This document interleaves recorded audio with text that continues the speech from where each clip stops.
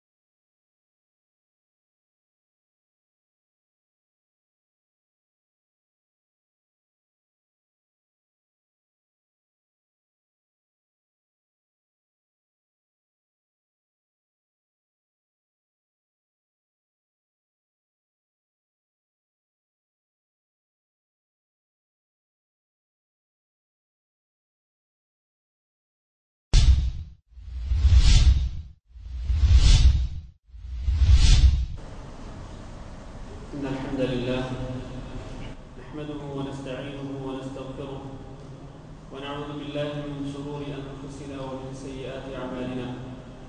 من يهده الله فلا مضل له ومن يضلل فلا هادي له، وأشهد أن لا إله إلا الله وحده لا شريك له، وأشهد أن محمدا عبده ورسوله. اللهم صل على محمد وعلى آل محمد كما صليت على إبراهيم وعلى آل إبراهيم إنك حميد مجيد. اللهم بارك على محمد وعلى آل محمد كما باركت على إبراهيم وعلى آل إبراهيم إنك حميد مجيد. إن خير الحديث كتاب الله، وخير الهدي هدي محمد صلى الله عليه وسلم، وشر الأمور محدثاتها، وكل محدثة بدعة، وكل بدعة ضلالة، وكل ضلالة في النار.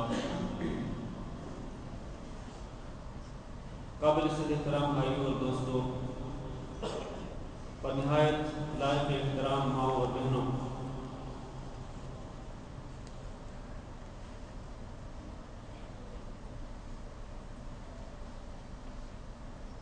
سورہ بقرہ کی ابتدائی آیات کی تفسیر ہم نے پچھلے چند درسوں میں بیان کی تھی. آج سورہ بقرہ کا جو رکوع میں نے ابھی نماز میں تلاوت کیا تھا،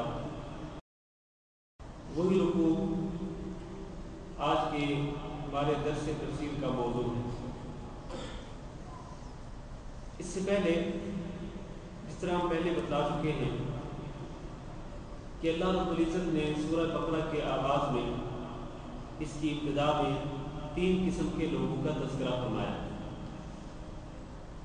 پہلے وہ لوگ جو متقین اور اہل ایمان ہیں اور وہ دنیا اور آخرت میں کامیابی پانے والے ہیں. دوسرے کفار ہیں جن کے لیے اللہ رب العزت نے جہنم کا عذاب تیار کیا ہے. اور تیسرے منافقین ہیں جن کے لیے اللہ رب العزت نے جہنم کا ایک خاص حصہ مقرر کر دیا ہے کہ وہ جہنم کے سب سے نچلے گڑھے میں جائیں گے. ان کی صفات کا ہم نے قدر تفصیل سے تذکرہ کیا. اس کے بعد اللہ رب العزت فرماتے ہیں یا ایھا الناس، اے لوگوں. پہلے 3 قسم کے لوگوں کا تذکرہ فرمایا، ان کی بعض صفات کا تذکرہ کر دیا اور ان کے انجام کے متعلق بھی آگاہ کر دیا. اس کے بعد اللہ رب العزت تمام لوگوں کو خطاب کر رہے ہیں، اہل ایمان کو بھی، اہل کفر کو بھی اور اہل نفاق کو بھی، مسلمان ہوں یا کفار ہوں. اور کفار میں سے کوئی بھی ہو، مشرکین ہوں، یہود و نصارہ ہوں یا کسی اور دین پر عمل کرنے والے ہوں، تمام کے تمام لوگوں کو خطاب کرتے ہوئے اللہ تعالیٰ فرماتے ہیں اعبدوا ربکم یا ایھا الناس اعبدوا ربکم الذی خلقکم والذین من قبلکم لعلکم تتقون الذي جعل لكم الأرض فراشا والسماء بناء وأنزل من السماء ماء فأخرج به من الثمرات رزقا لكم فلا تجعلوا لله أندادا وأنتم تعلمون. آپ کو معلوم ہونا چاہیے کہ قرآن مجید جس ترتیب کے ساتھ ہمارے سامنے ہے، اس ترتیب کے مطابق ان آیات میں اللہ رب العزت نے سب سے پہلا امر جاری کیا ہے اور سب سے پہلی نہیں جاری کی ہے۔ سب سے پہلا امر اور حکم جاری کیا ہے اور وہ کیا ہے کہ یا ایھا الناس اعبدوا ربکم، اے لوگو تم اپنے رب کی عبادت کرو۔ یہ امر ہے اللہ رب العزت کا، حکم ہے، یہ آرڈر ہے اللہ رب العزت کا تمام بنی نوع انسان کے لیے کہ اپنے رب کی عبادت کرو۔ اور پھر اس سے اگلی آیت کے اختتام پر اللہ رب العزت نے ایک چیز سے منع کر دیا ہے، سب سے پہلی نہیں اس قرآن مجید کی اس ترتیب کے لحاظ سے، اور وہ کیا ہے؟ فلا تجعلوا للہ اندادا وانتم تعلمون، کہ تم اللہ کے لیے شریک نہ بناؤ۔ سب سے پہلے جو حکم ہے وہ کیا ہے کہ اپنے رب کی عبادت کرو، اور سب سے پہلی نہیں کیا ہے کہ اپنے رب کی عبادت کرتے ہوئے اس کا شریک نہ بناؤ، اس کے ساتھ شرک نہ کرو، اس کا کوئی شریک مقرر نہ کرو۔ تو یہ پہلا امر اور پہلی نہیں، لہذا تمام انسانوں کو اللہ رب العزت کے اس پہلے حکم پہ عمل کرنا چاہیے اور اکیلے اللہ رب العزت کی عبادت کرنی چاہیے اور اس کی عبادت میں کسی کو شریک نہیں بنانا چاہیے۔ اللہ فرماتے ہیں اعبدوا ربکم، اپنے اس رب کی عبادت کرو الذی خلقکم، جس نے تم کو پیدا کیا، نہ صرف تمہیں پیدا کیا، والذین من قبلکم، جو تم سے پہلے لوگ آئے، حضرت آدم علیہ السلام سے لے کر تمہارے آنے تک جتنے بھی انسان آئے ان سب کو اللہ رب العزت نے پیدا کیا۔ یہاں ذرا غور کریں کہ اللہ رب العزت نے اعبدو کے ساتھ عبادت کرنے کا حکم دیا، کس کی؟ ربکم، اپنے رب کی۔ رب کس کو کہتے ہیں؟ رب وہ ہوتا ہے جو خالق ہو، جو مالک ہو، جو رازق ہو اور جو مدبر الامور ہو۔ اس میں یہ چاروں صفات پائی جاتی ہیں، وہی جو ہے رب ہو سکتا ہے، رب العالمین۔ خالق ہو، مالک ہو اور رازق ہو اور مدبر الامور ہو۔ آپ کو معلوم ہے کہ اس پوری کائنات کا خالق اللہ ہے اور اس پوری کائنات کا مالک بھی اللہ ہے اور اس پوری کائنات کو، تمام مخلوقات کو رزق دینے والا بھی اللہ ہے، چاہے انسان ہوں، چاہے حیوانات ہوں، چاہے وہ سمندروں میں اور پانیوں میں تیرنے والی مچھلیاں ہوں یا سمندروں کی گہرائی میں رہنے والی اللہ کی دیگر مخلوقات ہوں یا نباتات ہوں، درخت ہوں، کوئی بھی اللہ کی مخلوق ہو، ہر مخلوق کو اللہ رب العزت ہی رزق دینے والا ہے، اللہ کے سوا کوئی رازق نہیں۔ اور چوتھا جو ہے کہ اللہ ہی مدبر الامور ہے، انسان کے امور کی تدبیر کرنے والا اللہ تعالیٰ ہے۔ اسی طرح کائنات کے نظام کو چلانے والا اللہ تعالیٰ ہے، اللہ کے سوا کوئی نہیں۔ نہ اللہ کے سوا کوئی خالق ہے، نہ اللہ کے سوا کوئی مالک ہے، نہ اللہ کے سوا کوئی رازق ہے اور نہ ہی اللہ کے سوا کوئی مدبر الامور ہے۔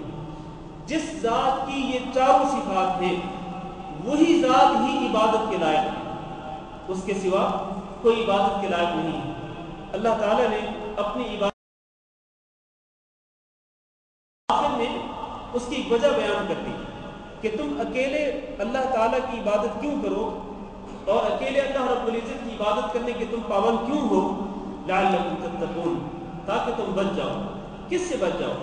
اللہ کے عذاب سے اور جہنم سے تم بچ جاؤ، آگ سے تم بچ جاؤ۔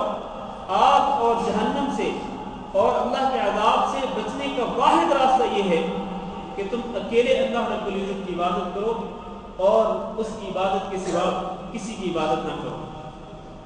پھر اللہ رب العزت نے اپنی مخلوقات میں سے بعض مخلوقات کا تذکرہ فرمایا الذی جعل لکم الارض فراشا۔ ایک تو اللہ رب العزت نے تمہیں اور تم سے پہلے لوگوں کو پیدا کیا، دوسرا یہ جعل لکم الارض فراشا کہ یہ وہ رب ہے جس نے زمین کو تمہارے لیے بچھونا بنا دیا۔ هو الذی جعل لکم الارض ذلولا فامشوا فی مناکبها، اللہ نے اس زمین کو تمہارے چلنے پھرنے کے قابل بنایا، بچھونا بنا دیا۔ اور تیسری کیا ہے؟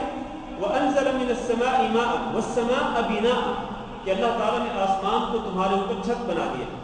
اور چوتھی صفت یہ ہے، یا اللہ تعالیٰ کی مخلوقات میں سے چوتھی، انزل من السماء ماء، کہ اللہ تعالیٰ نے آسمان سے بارش کا پانی نازل کیا، اور اس کے ساتھ فاخرج به من الثمرات رزقا لكم، اللہ تعالیٰ نے اس پانی کے ذریعے تمہارے لیے پھلوں کا رزق پیدا کر دیا، پھل نکال دیے، مختلف قسم کے پھل جو تمہارے لیے رزق بنتے ہیں۔ اب آپ ذرا غور کریں، اللہ رب العزت نے اپنی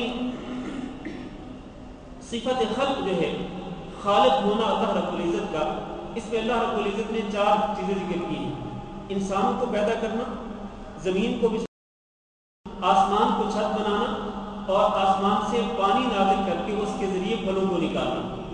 یہ اللہ رب العزت کے خالق ہونے کی واضح نشانیاں ہیں۔ وفی انفسکم افلا تبصرون، انسان اگر اپنی جان، اپنے آپ کے بارے میں ہی ذرا غور کر لے تو یقیناً اس کو یہ ماننا پڑے گا، اس کو اعتراف کرنا پڑے گا کہ میرا خالق اللہ ہی ہے، اللہ کے سوا کوئی نہیں۔ تو اللہ تعالیٰ نے اپنے خالق ہونے کی یہ نشانیاں، اپنی قدرت کی یہ نشانیاں ذکر کر کے فرمایا کہ تم اسی اکیلے اللہ رب جعلوا للہ اندادا، اور اللہ کے شریک نہ بناؤ۔ اس سے ہمیں جو ایک قاعدہ سمجھ آتا ہے، جو اصول سمجھ آتا ہے، وہ یہ ہے کہ جب اللہ رب العزت کی توحید ربوبیت کا اعتراف کریں، اللہ کی توحید ربوبیت کہ اللہ تعالیٰ ہی رب ہے، اللہ ہی خالق و مالک ہے، اللہ ہی مدبر الامور ہے، جب آپ اللہ کی اس توحید کو مانتے ہیں، توحید ربوبیت کو، کہ اس کے سوا کوئی رب نہیں، تو اس کا لازمی تقاضا یہ ہے کہ اللہ کی ربوبیت کا اعتراف کرنے کے بعد آپ اپنے آپ کو اللہ تعالیٰ کے سامنے ہی جھکائیں، اللہ کے علاوہ کسی کے سامنے اپنے آپ کو مت جھکائیں، اکیلے اللہ رب العزت کی عبادت کریں۔ توحید ربوبیت کا لازمی تقاضا یہ ہے کہ آپ توحید الوہیت کا بھی اعتراف کریں، جس کو آپ خالق و مالک، رازق اور مدبر الامور مانتے ہیں، اسی کے سامنے آپ عبادت کریں، اسی کے لیے عبادت کو خاص کریں، اسی کے لیے نظر و نیاز مانیں، اسی کے سامنے رکوع اور سجدہ کریں، اور اسی کو نفع نقصان کا مالک سمجھیں، اسی کو غوث، اسی کو داتا، اسی کو فریاد رسی کرنے والا، اسی کو نفع نقصان کا مالک تصور کرو۔ تو اللہ تعالیٰ نے اپنی ربوبیت کا ذکر کر کے اپنی الوہیت کو منوانے کا اعلان کیا ہے کہ جس کو تم رب مانتے ہو اسی کی عبادت کرو اور اسی کو تم الہ مانو۔ اور پھر آپ دیکھیں، یہ اللہ رب العزت کا انداز کسی ایک مقام پہ نہیں ہے، بلکہ اللہ رب العزت نے یہ انداز جو ہے قرآن مجید کے متعدد مقامات پر اختیار کیا ہے کہ توحید ربوبیت کا ذکر کر کے اللہ تعالیٰ الوہیت کو ماننے کی دعوت دیتے ہیں کہ اگر تم اللہ کو رب مانتے ہو تو پھر اس کو الہ بھی مانو، اس کو معبود بھی مانو، اور اسی کے لیے تمام عبادات خاص کرو۔ جیسے کہ اللہ تعالیٰ ایک جگہ پہ فرماتے ہیں اللہ الذی خلقکم ثم رزقکم ثم یمیتکم ثم یحییکم هل من شرکائکم من یفعل من ذلکم من شیء، کہ اللہ ہی وہ ہے جس نے تم کو پیدا کیا، ثم رزقکم پھر تم کو رزق دیا، ثم یمیتکم پھر وہی تمہیں مارے گا، ثم یحییکم پھر وہی تمہیں ایک بار پھر زندہ کرے گا۔ اللہ فرماتے ہیں هل من شرکائکم من یفعل من ذلکم من شیء، کیا تمہارے شرکاء میں سے کوئی ہے ایسا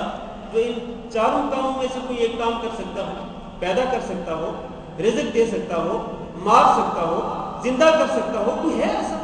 سبحانہ وتعالی عما یشرکون، اللہ تعالیٰ پاک ہے اور اس چیز سے بلند و بالا ہے جس کو یہ شریک بناتے ہیں اللہ رب العزت کا۔ تو اس سے ثابت یہ ہوا کہ اللہ کا خالق ہونا، رازق ہونا اور مارنا اور زندگی عطا کرنا، یہ چاروں چیزیں جو ہیں اللہ کی ربوبیت کی صفات میں سے بعض اہم صفات ہیں۔ جو شخص اللہ کی ربوبیت کی ان چاروں صفات کو مانتا ہو اس کے لیے لازم ہے کہ وہ اللہ رب العزت کی ہی عبادت کرے اور اللہ کی عبادت میں کسی کو شریک نہ بنائے۔ ایک اور جگہ پہ اللہ فرماتے ہیں والذین یدعون من دون اللہ لا یخلقون شیئا وهم یخلقون، جن کو یہ اللہ کے سوا پکارتے ہیں، لا یخلقون شیئا، وہ کسی چیز کے خالق نہیں ہیں، وهم یخلقون، اور وہ خود مخلوق ہیں۔ آج وہ لوگ جو اللہ کے ساتھ غیر اللہ کو شریک بناتے ہیں اور اللہ کے سوا کسی کو غوث، کسی کو داتا، کسی کو حاجت روا، کسی کو مشکل کشا مانتے ہیں، ان سے یہ سوال کرنا چاہیے کہ جن کو تم اپنا معبود بنا رہے ہو اور جن کو تم حاجت روا اور مشکل کشا سمجھتے ہو، کیا انہوں نے کسی چیز کو پیدا کیا ہے؟ کیا یہ کسی چیز کے خالق ہیں؟ وہم یخلقون، یہ تو خود مخلوق ہیں، یہ کسی چیز کے خالق کیسے ہو سکتے ہیں؟ اس کے بعد اللہ فرماتے ہیں اموات غیر احیاء، اور یہ جن کو تم پکارتے ہو یہ مردہ ہیں، یہ زندہ نہیں ہے۔ بعض لوگ یہ کہتے ہیں کہ قرآن مجید میں جہاں بھی اللہ تعالیٰ نے غیر اللہ کی عبادت کرنے سے منع فرمایا ہے تو وہاں غیر اللہ سے مراد بت ہیں، پتھروں کے بنے ہوئے جو بت ہیں اور جو مجسمے ہیں، اللہ تعالیٰ نے ان کی پوجا کرنے سے منع فرمایا ہے اور ان کے متعلق فرمایا ہے کہ یہ کسی چیز کے مالک نہیں ہے، نہ نفع نقصان کے مالک ہے، نہ حاجت روا ہے، نہ مشکل کشا ہے۔ ہم یہ کہتے ہیں کہ آپ قرآن مجید کی ان آیات پر غور کریں کہ جن کو تم اللہ کے سوا پکارتے ہو وہ کسی چیز کے خالق نہیں اور وہ خود مخلوق ہیں، اموات، اور وہ مردہ ہیں، غیر احیاء، وہ زندہ نہیں۔ یہ کون ہے؟ یہ مردہ ہونا اور زندہ نہ ہونا یہ کس کی صفت ہے؟ یہ پتھروں کی صفت ہے؟ کیا پتھروں پر بھی موت آتی ہے؟ بتوں پر، مجسموں پر موت آتی ہے؟ نہیں، یہ موت انسانوں پر ہی آتی ہے، ذی روح جو چیزیں ہوتی ہیں ان پر موت آتی ہے۔ تو اللہ تعالیٰ یہاں ان لوگوں کا تذکرہ کر رہے ہیں کہ جو انسانوں میں سے ہی کسی کو اللہ کا شریک بنا دیتے ہیں۔ اللہ ان شریکوں کے بارے میں کہتے ہیں کہ اموات غیر احیاء، یہ مردہ ہیں، زندہ نہیں ہیں۔ وما یشعرون ایان یبعثون، اور ان کو کچھ پتہ نہیں کہ ان کو کب اٹھایا جائے گا۔ ظاہر ہے کہ انسانوں کو ہی اٹھایا جائے گا، پتھروں کو تو نہیں اٹھایا جائے گا۔ اس کے بعد فرمایا کہ جن کو تم نے پکارا وہ خالق نہیں، وہ مخلوق ہیں اور وہ کسی چیز کے مالک نہیں۔ اللہ فرماتے الہکم الہ واحد، وہ الہ نہیں ہو سکتے ہیں، تمہارا الہ ایک ہی الہ ہے اور وہ اللہ رب العزت۔ تو اس سے ثابت یہ ہوا کہ جو اللہ خالق و مالک ہے، جو اللہ رازق ہے، مدبر الامور ہے، اسی اللہ رب العزت کی عبادت کرنا لازم ہے۔ اگر آپ دل سے اعتراف کرتے ہیں کہ اللہ ہی خالق و مالک ہے تو پھر دل سے اللہ تعالیٰ کی الوہیت کا بھی اقرار کریں کہ اللہ تعالیٰ کے لیے ہی تمام کی تمام عبادات روا ہو سکتی ہیں، اسی کے لیے جائز ہو سکتی ہیں، اور وہی تمام عبادات کا مستحق ہے، اس کے سوا کوئی بھی اللہ تعالیٰ کی کوئی بھی عبادت کا مستحق نہیں ہے۔ اور پھر آپ یہ دیکھیں کہ اللہ رب العزت نے غیر اللہ سے اس صفت کی نفی کی ہے کہ اللہ خالق ہے، غیر اللہ خالق نہیں ہے، غیر اللہ کسی چیز کا پیدا کرنے والا نہیں ہے، بلکہ اللہ تعالیٰ نے تو انتہا کر دی۔ اللہ فرماتے یا ایھا الناس ضرب مثل فاستمعوا له، اے لوگوں تمہارے لیے ایک مثال بیان کی جا رہی ہے، ذرا اس کو غور سے سننا۔ اور وہ مثال کیا ہے؟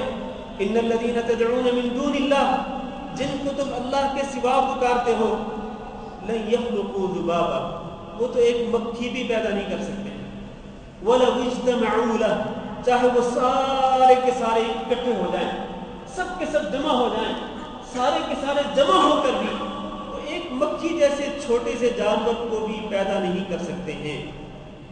اور پیدا کرنا تو دور کی بات، اللہ فرماتے ہیں وَإِن يَسْلُبْهُمُ الذُّبَابُ شَيْئًا لَا يَسْتَنقِذُوهُ مِنْهُ، اگر کوئی مکھی ان کی کوئی چیز اٹھا کر کے چلی جائے، مثلا ان کے سامنے کھانا پڑا ہو، مکھی آئے اور وہ ان کے کھانے میں سے کسی چیز کو، ظاہر ہے کہ وہ اپنے جسم کے مطابق ہی کسی چیز کو اٹھائے گی، کوئی ذرہ اگر اٹھا کے چلے لا یستنقذوہ منہ، یہ تو اس قدر کمزور ہیں کہ یہ اس مکھی کے منہ میں جو ذرہ چلا گیا کھانے کا، یہ ذرہ اس سے واپس بھی نہیں لے سکتے۔ مکھی کو پیدا کرنا تو دور کی بات ہے۔ ضعف الطالب والمطلوب، اس آیت میں اللہ رب العزت نے ان لوگوں کی کمزوری کا تذکرہ کیا ہے کہ جن کو لوگ اللہ کے ساتھ شریک بناتے ہیں، جن کو لوگ اللہ کے ساتھ معبود بناتے ہیں، جن کے سامنے نظر و نیاز پیش کرتے ہیں، جن کے سامنے سجدہ ریز ہوتے ہیں اور جن کو حاجت روا اور مشکل کشا سمجھتے ہیں، وہ جو کہ مکھی کو پیدا نہیں کر سکتے، مکھی کے منہ میں گئے ہوئے ذرے کو واپس نہیں لا سکتے، وہ کسی کی مشکلیں کس طرح دور کر سکتے ہیں، وہ کسی کی حاجتیں کس طرح پوری کر سکتے ہیں۔ ثابت یہ ہوا کہ جو خالق نہیں وہ معبود بھی نہیں ہو سکتا، اور جو خالق حقیقی ہے وہی معبود حقیقی ہے، اس کے سوا کوئی معبود نہیں۔ ان تمام آیات سے ہمیں یہی حقیقت کا ثبوت ملتا ہے کہ اللہ تعالیٰ ہی خالق و مالک ہے، اور جس کو ہم خالق و مالک مانتے ہیں وہی اللہ رب العزت ہی معبود حقیقی ہے، اور اس کے سوا کوئی بھی عبادت کے لائق نہیں ہے۔ اس کے علاوہ دیگر آیات بھی موجود ہیں اس معنی میں، لیکن ہم ان آیات سے ابھی فی الحال صرف نظر کرتے ہیں کیونکہ ہمیں آج اس رکوع کی مکمل تفسیر بیان کرنی ہے۔ اس کے بعد اللہ تعالیٰ فرماتے ہیں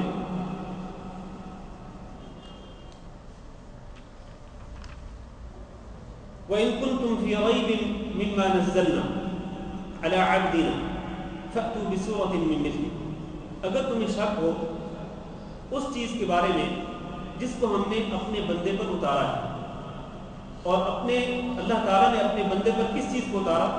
یہ قرآن مجید۔ اللہ تعالیٰ کفار اور مشرکین مکہ کو خطاب کرتے ہوئے کہتے ہیں کہ اگر تمہیں اس کے بارے میں شک ہے تو پھر فَأْتُوا بِسُورَةٍ مِّن مِّثْلِهِ، پھر تم اس جیسی ایک صورت تو لا کے دکھاؤ۔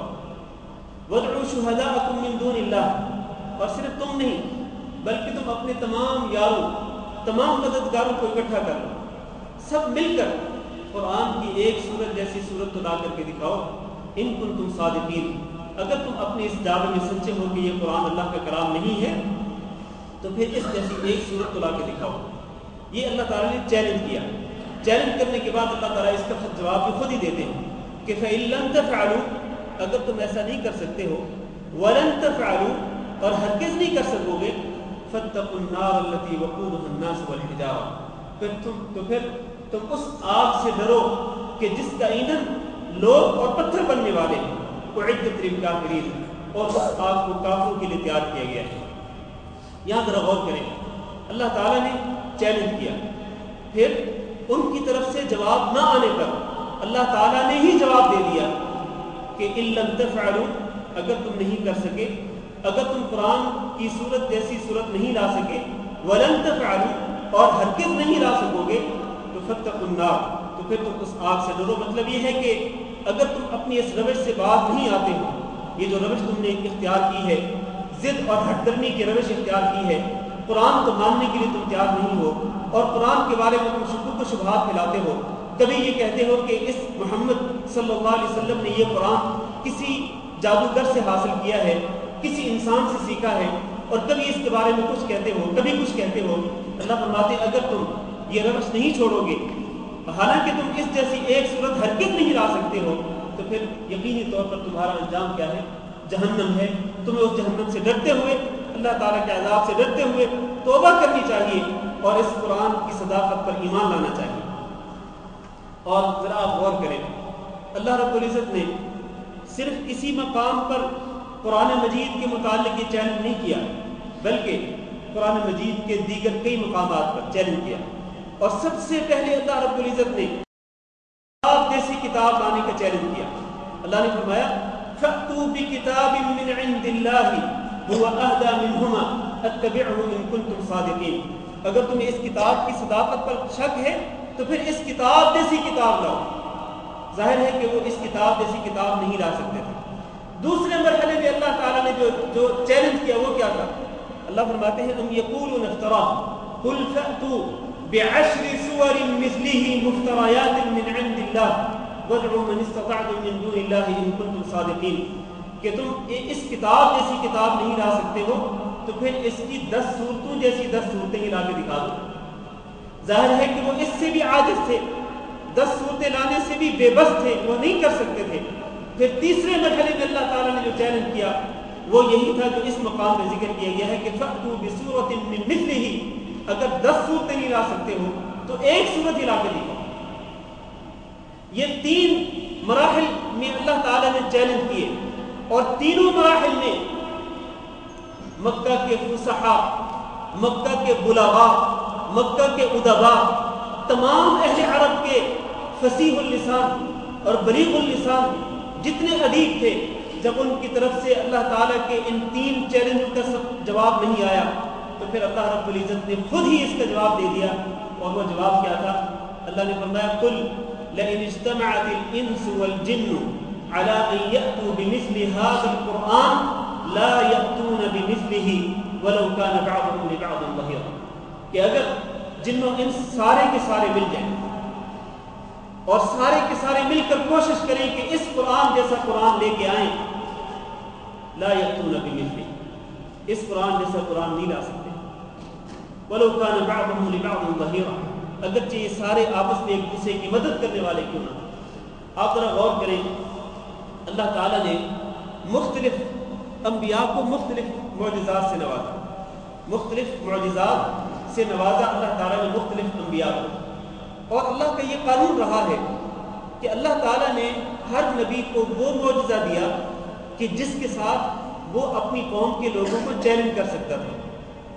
مثلا حضرت موسیٰ علیہ السلام کی قوم میں جو چیز عام طور پر پائی جاتی تھی اور جس پر وہ بڑا فخر کرتے تھے، بڑے نازاں تھے، وہ جادو تھے۔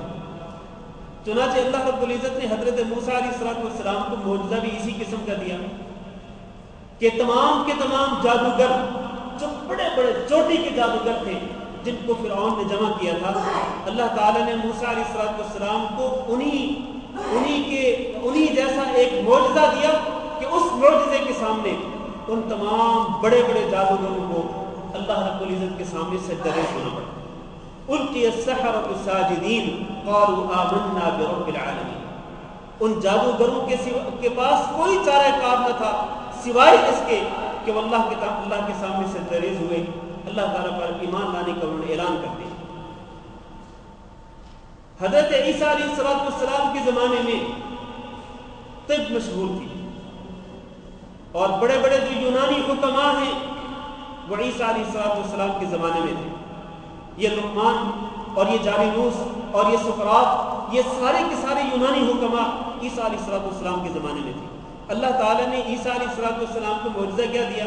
اللہ فرماتے ہیں وَرَسُولًا إِلَىٰ بَنِي إِسْرَائِيلَ أَنِّي قَدْ جِئْتُكُم بِبَيِّنَةٍ مِّن رَّبِّكُمْ أَنِّي أَخْلُقُ لَكُم مِّنَ الطِّينِ كَهَيْئَةِ الطَّيْرِ فَأَنفُخُ فِيهِ فَيَكُونُ طَيْرًا بِإِذْنِ اللَّهِ وَأُبْرِئُ الْأَكْمَهَ وَالْأَبْرَصَ وَأُحْيِي الْمَوْتَىٰ بِإِذْنِ اللَّهِ، میں اللہ کے حکم کے ساتھ مادر ذات اندھے کو بینائی دے دیتا ہوں، اور کوڑ کے مرض میں مبتلا جو ہیں ان کو میں اللہ کے حکم کے ساتھ شفا دے دیتا ہوں، وَأُحْيِي الْمَوْتَىٰ بِإِذْنِ اللَّهِ، اور صرف یہی نہیں کہ مادر ذات اندھے کو بینائی دیتا ہوں اللہ کے حکم کے ساتھ، صرف یہی نہیں کہ کوڑ کے مریض کو میں شفایاب کر دیتا ہوں اللہ کے حکم کے ساتھ، بلکہ احیی الموتیٰ بإذن اللہ، میں تو مردوں کو بھی اللہ کے حکم سے زندہ کر دیتا ہوں۔ اللہ تعالیٰ نے کیسا معجزہ دیا؟ ان کے ہاں طب پائی جاتی تھی، یونانی طب ان کے ہاں پائی جاتی تھی، اللہ نے ان کے جواب میں وہ معجزہ دیا عیسیٰ علیہ السلام کو کہ جس کے ساتھ وہ اس دور کے تمام جید حکماء، جو بڑے بڑے جو حکماء تھے، ان کو چیلنج کر سکتے تھے۔ ظاہر ہے کہ کسی مردے کو زندہ تو نہیں کر سکتا تھا، وہ کسی مادر ذات اندھے کو بینائی تو نہیں دے سکتا تھا، تو اس طرح کا چیلنج کیا۔ اور آپ آئیں نبی کریم صلی اللہ علیہ وسلم کے دور میں، حضرت محمد صلی اللہ علیہ وسلم جس قوم میں مبعوث کیے گئے، اس قوم میں فصاحت و بلاغت پائی جاتی تھی۔ عرب لوگ بڑے فصیح اللسان تھے، ان کے ہاں بڑا عربی زبان کا بہت ادب پایا جاتا تھا، فصاحت بلاغت پائی جاتی تھی، اور حتیٰ کہ ان کے درمیان عربی زبان میں مشاعرے ہوتے تھے، اور عربی زبان میں نثر لکھنے کے مقابلے کا کلام سب سے اچھا ہوتا اس کو خانہ کعبہ کے ساتھ لٹکا دیا جاتا تھا، اور سبع معلقات ایک کتاب کا نام ہے، اور بلاغت کا مبنی کلام ہے جو آج بھی موجود ہے، یہ اسی دور کے فصحاء اور اسی دور کے ادباء کا شاہکار ہے۔ چنانچہ یہ قوم جس میں فصاحت و بلاغت پائی جاتی تھی، اللہ تعالیٰ نے اس قوم کو چیلنج کرنے کے لیے معجزہ کون سا دیا محمد صلی اللہ علیہ وسلم کو؟ یہ قرآن جیسا معجزہ عطا کر دیا کہ جو فصاحت و بلاغت کی سب سے اونچی چوٹی پر پائے، اس سے زیادہ فصیح و بلیغ کلام کوئی نہیں ہو سکتا۔ اور پھر آپ دیکھیں اس قرآن کا معجزہ یہ ہے کہ عربی زبان کی فصاحت و بلاغت آج اگر محفوظ ہے تو کیوں محفوظ ہے؟ اس قرآن کی وجہ سے محفوظ ہے۔ میرے بھائیوں، دنیا میں آپ نے مختلف زبانوں کے بارے میں سنا ہوگا کہ کوئی زبان جو ہے وہ چاہے کتنی بڑی زبان کیوں نہ ہو، وہ 100 سال تک، 150 سال تک، 200 سال تک زندہ رہی، اس کے بعد وہ زبان مردہ ہو گئی، وہ زبان ختم ہو گئی۔ لیکن یہ عربی زبان اپنی پوری فصاحت و بلاغت کے ساتھ آج بھی زندہ ہے۔ اس کے زندہ ہونے کی وجہ کیا ہے؟ یہ ہے قرآن۔ اس قرآن کی فصاحت و بلاغت۔ چنانچہ میرے عزیز بھائیوں، اللہ تعالیٰ نے قرآن مجید کے ساتھ عرب کے فصحاء اور بلغاء کو چیلنج کیا، اور وہ لوگ اس چیلنج کو قبول کرنے سے عاجز رہے، بے بس رہے۔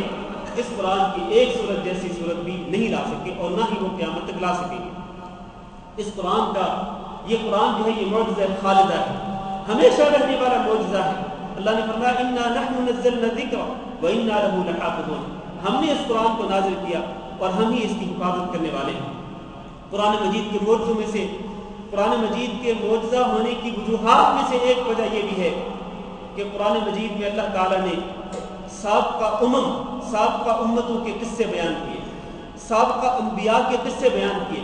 ظاہر ہے کہ حضرت محمد صلی اللہ علیہ وسلم کو پچھلی امتوں کے بارے میں کچھ معلوم نہ تھا، اور ان سے پہلے جو انبیاء آئے ان انبیاء کے قصوں کے بارے میں کچھ بھی معلوم نہ تھا۔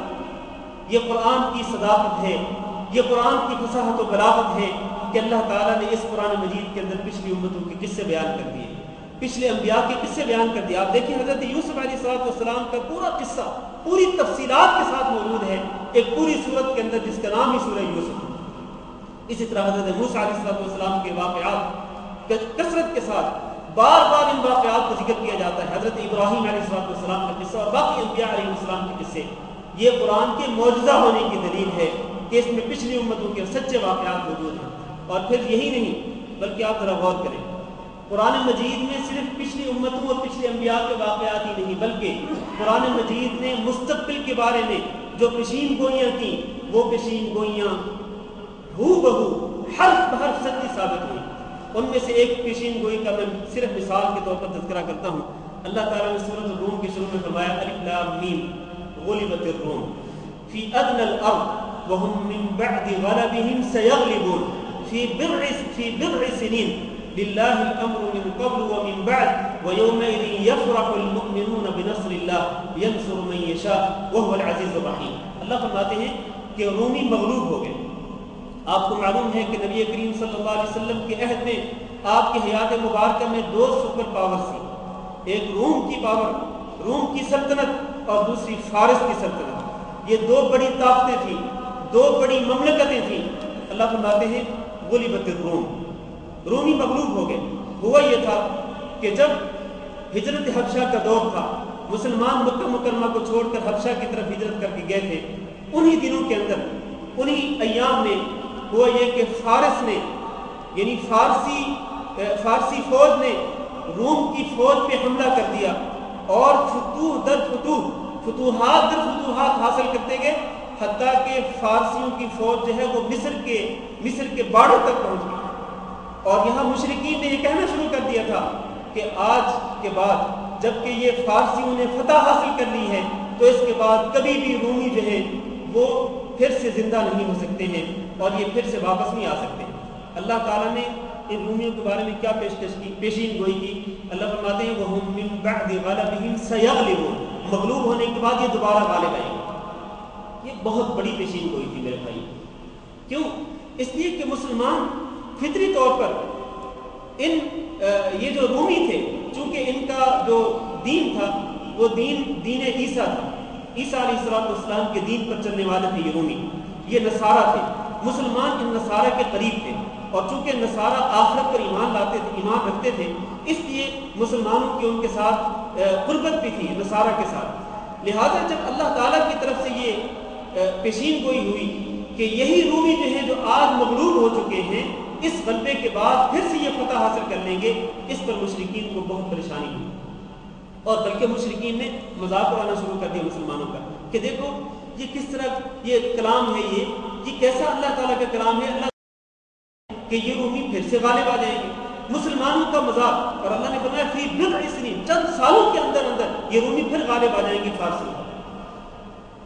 پھر مذاق اڑاتے رہے، عرصہ گزرتا گیا۔ میرے بھائیوں، چند سالوں کے اندر دنیا نے دیکھا، اور یہ اس وقت کی بات ہے جب مسلمان بدر کی جنگ کے بعد، جس میں اللہ تعالیٰ نے مٹھی بھر مسلمانوں کو کافروں پر فتح دی تھی، اللہ نے ان کو غلبہ دیا تھا، مسلمان خوشی کے اظہار کر رہے تھے، عین اس وقت مسلمانوں کو یہ خبر ملی کہ رومیوں نے فارسیوں پر غلبہ حاصل کر لیا ہے۔ اللہ تعالیٰ نے فرمایا کہ یومئذ یفرح المؤمنون، جب رومی غالب آئیں گے فارسیوں پر تو مومن جو ہیں وہ خوشی کے اظہار کریں گے۔ تو مومن اس وقت ایک تو بدر کے میدان میں فتح کی خوشی منا رہے تھے، اور دوسرا جب ان کو یہ خبر ملی کہ اللہ تعالیٰ نے رومیوں کو فتح دے دی ہے فارسیوں پر، تو اس سے ان کی خوشی میں دگنا اضافہ ہو گیا۔ یہ پیشین گوئی اللہ تعالیٰ نے جو قرآن میں ذکر کی تھی، یہ عین ہو بہو حرف بحرف پوری ہو گئی کہ چند سال کے اندر ہی جو رومی مغلوب تھے وہ پھر سے فتح یاب ہو گئے، وہ پھر سے فاتح ہو گئے، پھر سے وہ غالب آ گئے۔ یہ قرآن کریم کا معجزہ ہے میرے عزیز بھائی۔ تو ہم اس موضوع پر مزید گفتگو نہیں کرتے ہیں کیونکہ ہمارے پاس وقت بڑا محدود ہوتا ہے۔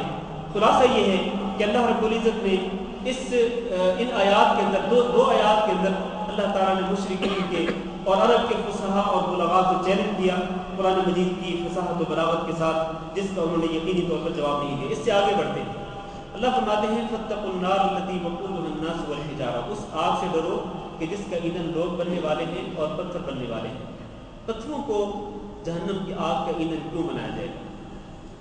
لوگ تو اللہ تعالیٰ کے مکلف ہیں، اللہ تعالیٰ کے احکامات کے پابند ہیں۔ جو لوگ اللہ تعالیٰ کے احکامات کی پابندی نہیں کریں گے اور اللہ رب العزت کی نافرمانی کریں گے، اللہ تعالیٰ ان کو تو جہنم کا ایندھن بنائے گا ہی۔ یہ تو ایک بات سمجھنے والی ہے، سمجھ میں آتی ہے، لیکن یہ پتھر کیوں ایندھن بنیں گے جہنم کی آگ کا؟ پتھروں کا کیا گناہ ہے؟ پتھر کیا اللہ تعالیٰ کی طرف سے مخلوق ہیں؟ اللہ تعالیٰ کی طرف سے مکلف ہیں؟ اللہ تعالیٰ کے پابند ہیں کہ آپ یہ احکامات جو ہیں ان پہ عمل کریں اور ان چیزوں سے آپ اجتناب کریں، پرہیز کریں جس طرح کہ انسان مکلف ہے اللہ تعالیٰ کی طرف سے؟ اس کا جواب یہ ہے کہ نہیں، پتھر تو مکلف نہیں ہے، مکلف تو انسان ہے یا جنات ہیں۔ ان دو مخلوقوں کے سوا اللہ تعالیٰ کے احکامات کی کوئی دوسری مخلوق پابند نہیں ہے، تو پھر پتھروں کا کیا قصور کہ ان کو جہنم کے ایندھن بنایا جائے؟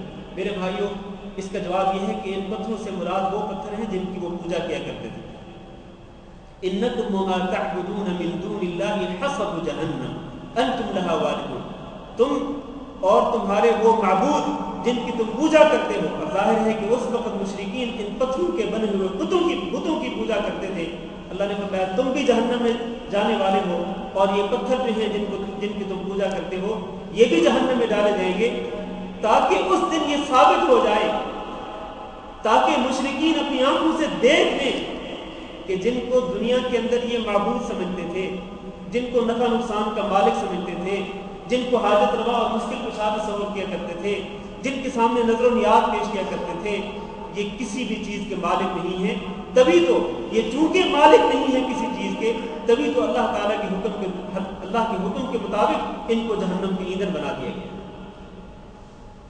تو یہ کفار کے غم اور ان کے صدمے میں اضافے کے لیے، کفار کا غم اور صدمہ جو ہے وہ اور بڑھ جائے گا کہ وہ خود بھی جہنم میں ہوں گے اور جن کو انہوں نے معبود بنایا تھا وہ بھی جہنم کے اندر ہوں گے۔ یعنی یہ پتھروں کے بنے ہوئے جو بت ہیں یہ بھی جہنم کے ایندھن بنیں گے۔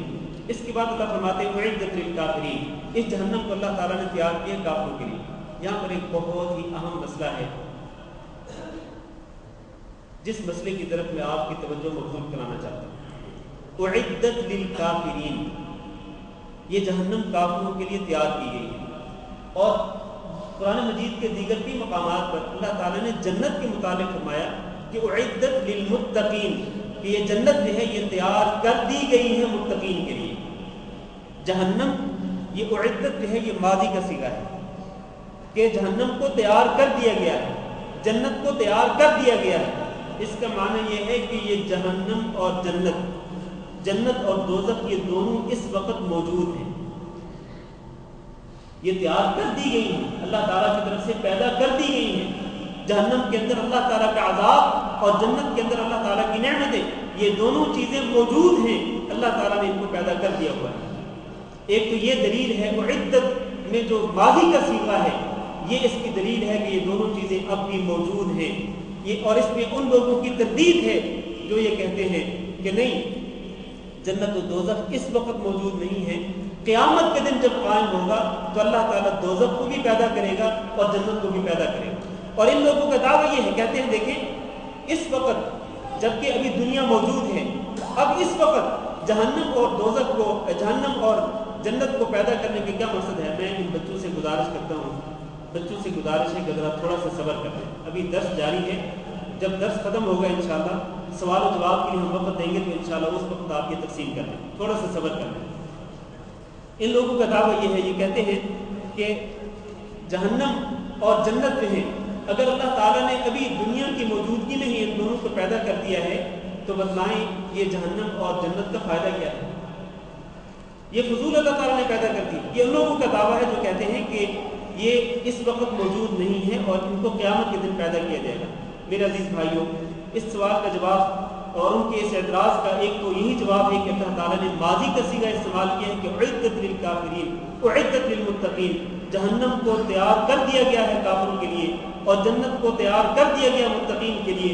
اس کے علاوہ دیگر کچھ دلائل بھی موجود ہیں جن سے یہ ثابت ہوتا ہے کہ یہ دونوں چیزیں اس وقت موجود ہیں. ان دلائل میں سے ایک دلیل یہ ہے کہ جب اللہ رب العزت نے حضرت محمد صلی اللہ علیہ وسلم کو اسراء و معراج کے معجزہ سے نوازا تو آپ صلی اللہ علیہ وسلم نے سدرۃ المنتہا کے پاس حضرت جبریل کو ان کی اصلی حالت میں، اصلی شکل میں دیکھا تھا. اللہ تعالیٰ اس کے بارے میں فرماتے ہیں وَلَقَدْ رَآهُ نَزْلَةً أُخْرَى عِنْدَ سِدْرَةِ الْمُنتَهَا عِنْدَهَا جَنَّةُ الْمَأْوَىٰ. سدرۃ المنتہا کے پاس جہاں حضرت محمد صلی اللہ علیہ وسلم نے حضرت جبریل علیہ السلام کو ان کی اصلی شکل میں دیکھا تھا، اللہ فرماتے ہیں اسی سدرۃ المنتہا کے پاس ہی جنت المأویٰ بھی موجود ہے. اور رسول اکرم صلی اللہ علیہ وسلم یہ فرماتے ہیں کہ جب میں سدرۃ المنتہا کو میں نے دیکھا، اور سدرۃ المنتہا یہ وہ درخت ہے، آپ فرماتے ہیں کہ اس درخت پر ایسا حسن و جمال چھا گیا. فرماتے ہیں کہ اس کے حسن و جمال کا وصف بیان کرنا، اس کے حسن و جمال کو بیان کرنا یہ کسی بھی انسان کے بس کی بات نہیں ہے. اتنا خوبصورت درخت تھا، اتنا حسین و جمیل درخت تھا یہ سدرۃ المنتہا کا. پھر فرماتے ہیں کہ اس کے بعد سدرۃ المنتہا کو دیکھنے کے بعد ثم دخلت الجنہ، پھر میں جنت میں داخل ہوا. میں نے دیکھا کہ جنت کے اندر جو خیمے لگے ہوئے ہیں وہ جواہر کے بنے ہوئے، موتیوں کے بنے ہوئے جو ہے وہ خیمے موجود ہیں. اور میں نے دیکھا کہ جنت کی جو مٹی ہے وہ کستوری کی بنی ہوئی مٹی ہے. تو یہ رسول اکرم صلی اللہ علیہ وسلم کا جو فرمان ہے کہ میں جنت میں داخل ہوا، جنت میں نے یہ دیکھا، یہ کس بات کی دلیل ہے کہ جنت اس وقت موجود ہے؟ اگر جنت موجود نہ ہوتی تو کس طرح نبی کریم صلی اللہ علیہ وسلم جنت میں داخل ہوتے؟ اور یہ بات بھی معروف ہے، صحیح بخاری میں موجود ہے کہ نبی کریم صلی اللہ علیہ وسلم نے جنت میں حضرت عمر بن خطاب رضی اللہ تعالیٰ عنہ کے لیے اللہ تعالیٰ نے جو محل تعمیر کیا ہے، نبی کریم صلی اللہ علیہ وسلم نے اس محل کو بھی دیکھا. وہ محل کا دیکھنا اس بات کی دلیل ہے کہ جنت اپنے تمام تر محلات کے ساتھ، اپنی تمام تر نعمتوں کے ساتھ جنت موجود ہے. ورنہ اگر موجود نہ ہوتی تو نبی کریم صلی اللہ علیہ وسلم جنت اور جنت کی نعمتوں کو اور جنت کے محلات کو نہ دیکھ پاتے. اور پھر آپ دیکھیں حدیث میں یہ موجود ہے کہ نبی کریم صلی اللہ علیہ وسلم نے ارشاد فرمایا کہ تم میں سے کوئی شخص جب مرتا ہے اور اس کو قبر میں دفنایا جاتا ہے تو قبر میں دفنائے جانے کے بعد ہر انسان سے سوال و جواب ہوتے ہیں. جو انسان ان سوالوں کے جوابات درست دیتا ہے، اللہ تعالیٰ کی طرف سے اعلان کرنے والا ایک اعلان کرتا ہے ینادی مناد ان صدق عبدی فافرشوا له من الجنہ وافتحوا له بابا من الجنہ، کہ میرے اس بندے نے میرے سوالوں کے جواب، آپ کے سوالوں کے جوابات بالکل صحیح دیے ہیں، یہ اپنے جوابات میں بالکل سچا ہے، لہذا تم کیا کرو؟ اللہ تعالیٰ فرشتوں کو حکم دیتا ہے کہ ان افرشوا له من الجنہ، اس کے لیے جنت کا بستر بچھا دو، وافتحوا له بابا من الجنہ، اور اس کے لیے جنت کا دروازہ کھول دو. پھر جب جنت کا دروازہ کھل جاتا ہے تو اس آدمی کو جو اس امتحان میں پاس ہو چکا ہوتا ہے، سوالوں کے جوابات درست طریقے سے دے چکا ہوتا ہے، اللہ تعالیٰ جنت کا دروازہ اس کے لیے کھول دیتا ہے اور جنت کی خوشبو، جنت کی ٹھنڈی ہوائیں اس تک پہنچ رہی ہوتی. یہ کس بات کی دلیل ہے؟ یہ اس بات کی دلیل ہے کہ یہ جنت موجود ہے. اور اس کے ساتھ ہی آپ صلی اللہ علیہ وسلم نے یہ بھی ارشاد فرمایا کہ جو شخص فاسق، فاجر، کافر، منافق جو اس امتحان میں پاس نہیں ہوتا، سوالوں کے جوابات صحیح طرح سے نہیں دے پاتا، اللہ تعالیٰ فرشتوں کو حکم دیتا ہے کہ اس کے لیے جہنم کا بستر بچھا دو اور اس کے لیے جہنم کا دروازہ کھول دو. پھر جہنم کا دروازہ کھول دیا جاتا ہے اس بدبخت کے لیے، اس بدنصیب کے لیے، اور پھر جہنم کی آگ کی گرم ہوائیں جو ہیں وہ اس تک پہنچتی. یہ اس کی دلیل ہے کہ جہنم بھی موجود ہے. اگر یہ سارا کچھ موجود نہ ہوتا تو پھر پھر قبر کے اندر نہ نیک انسان کو جنت پیش کی جاتی اور نہ ہی برے انسان کو جہنم پیش کی جاتی۔ یہ اور اس کے علاوہ بہت سارے باقی دلائل بھی موجود ہیں جن سے یہ ثابت ہوتا ہے کہ جنت و دوزخ اس وقت اللہ تعالیٰ کی مخلوق ہیں، ان دونوں کو پیدا کر دیا گیا ہے۔ ہاں یہ الگ بات ہے کہ اللہ رب العزت ہر دن اس جنت کے اندر خاص طور پر اللہ تعالیٰ نعمتیں اور زیادہ پیدا کرتا ہے۔ ہر دن اللہ تعالیٰ نعمتوں میں اضافہ کر دیتا ہے، نئی نئی نعمتیں اللہ تعالیٰ پیدا کرتا رہتا ہے، اس میں کوئی شک نہیں، لیکن بنیادی طور پر یہ جنت بھی موجود ہے اور جہنم بھی موجود ہے۔ اس کے بعد اللہ فرماتے ہیں وَبَشِّرِ الَّذِينَ آمَنُوا وَعَمِلُوا الصَّالِحَاتِ۔ پہلے اللہ تعالیٰ نے کافروں کو جہنم سے ڈرایا، اس کے بعد فوراً بات کیا ہے؟ بشر الذین آمنوا وعملوا الصالحات، بشارت دے دیجئے ایمان والوں کو اور عمل صالح کرنے والوں کو کہ ان کے لیے جنتیں ہیں، ان کے لیے باغات ہیں جن کے نیچے نہریں جاری ہیں۔ اور ان جنتوں کے اندر، ان باغات کے اندر نعمتیں کیسی ہیں؟ اللہ فرماتے ہیں کلما رزقوا منها من ثمرۃ رزقا، جب ان کو پھل کھانے کے لیے دیے جائیں گے تو یہ کیا کہیں گے؟ قالوا هذا الذي رزقنا من قبل، یہ تو وہ پھل ہیں کہ جو ہمیں اس سے پہلے بھی دیے گئے تھے، یعنی دنیا کے اندر یہ پھل ہم پہلے بھی دیے گئے تھے۔ وَأُتُوا بِهِ مُتَشَابِهًا، وہ یہ بات کیوں کہیں گے؟ اس لیے کہ جن پھلوں کو وہ جنت کے اندر دیکھیں گے ان کی شکل و صورت دنیا کے پھلوں کی شکل و صورت کے ساتھ ملتی جلتی ہوگی، اس لیے وہ یہ کہہ اٹھیں گے کہ یہ تو وہی پھل ہیں جو دنیا کے اندر بھی ہم کھاتے تھے۔ لیکن اس میں کوئی شک نہیں میرے عزیز بھائیوں کہ شکل و صورت کے اعتبار سے وہ پھل وہی ہوں گے جو دنیا کے پھل ہوں گے، لیکن ذائقہ کے اعتبار سے اور سائز کے اعتبار سے وہ یقیناً مختلف ہوں گے۔ ذائقہ جنت کے پھلوں کا ذائقہ، اللہ تعالیٰ سے دعا کرتے ہیں کہ اللہ تعالیٰ ہمیں جنت کے وہ پھل نصیب فرمائے اور جنت کی نعمتیں نصیب فرمائے۔ تو اللہ تعالیٰ نے بشارت دی، پہلے کافروں کو جہنم سے ڈرایا اور اس کے ساتھ ایمان والوں کو اور عمل صالح کرنے والوں کو بشارت دے دی جنت کی۔ اور یہاں ایک بات نوٹ کرنے کی ہے کہ اللہ تعالیٰ نے فرمایا کہ ایمان والوں کو اور عمل صالح کرنے والوں کو جنت کی بشارت دیجیے۔ اس میں ان لوگوں کی تردید ہے جو یہ کہتے ہیں کہ بس ایمان لاؤ یہی کافی ہے، عمل کرنے کی ضرورت ہی نہیں، زبان سے بس اقرار کر لو لا الہ الا اللہ محمد رسول اللہ پڑھ لو، بس یہی کافی ہے، نمازیں نہ پڑھو کوئی حرج نہیں، روزے نہ رکھو کوئی حرج نہیں، حج نہ کرو کوئی حرج نہیں، زکاتیں نہ دو کوئی حرج نہیں۔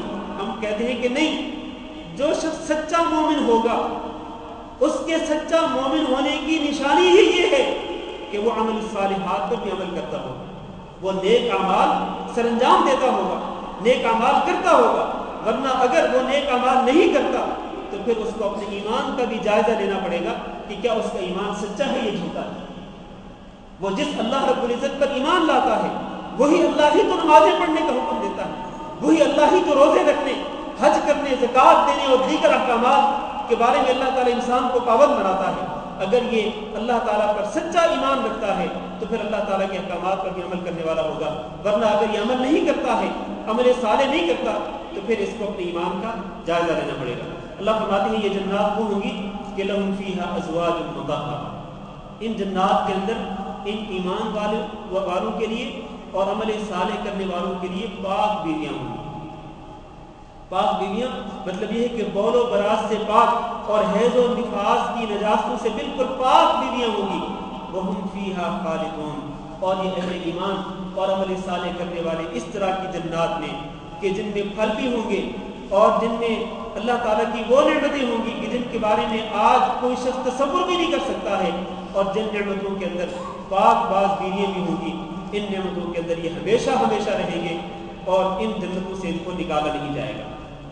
اس کے بعد اللہ تعالیٰ فرماتے ہیں ان اللہ لا یستحیی ان یضرب مثلا ما بعوضہ فما فوقہا، اللہ تعالیٰ نہیں شرماتا ہے اس سے کہ اللہ کسی مچھر کی مثال بیان کرے یا اس سے ادنا، اس سے حقیر ترین کسی اور مخلوق کی اللہ تعالیٰ مثال بیان کرے، اس سے اللہ تعالیٰ کو کوئی شرم محسوس نہیں ہوتی ہے کہ اللہ تعالیٰ نے کیوں ارشاد فرمایا، یہ آیت اللہ تعالیٰ نے کیوں نازل کی۔ اس کا مشرکین مکہ نے یہ کہا تھا، جب مشرکین مکہ اس قرآن مجید کے ساتھ جب ان کو چیلنج کیا گیا کہ اس جیسا قرآن لاؤ اور وہ نہیں لا سکے، تو انہوں نے کیا کیا؟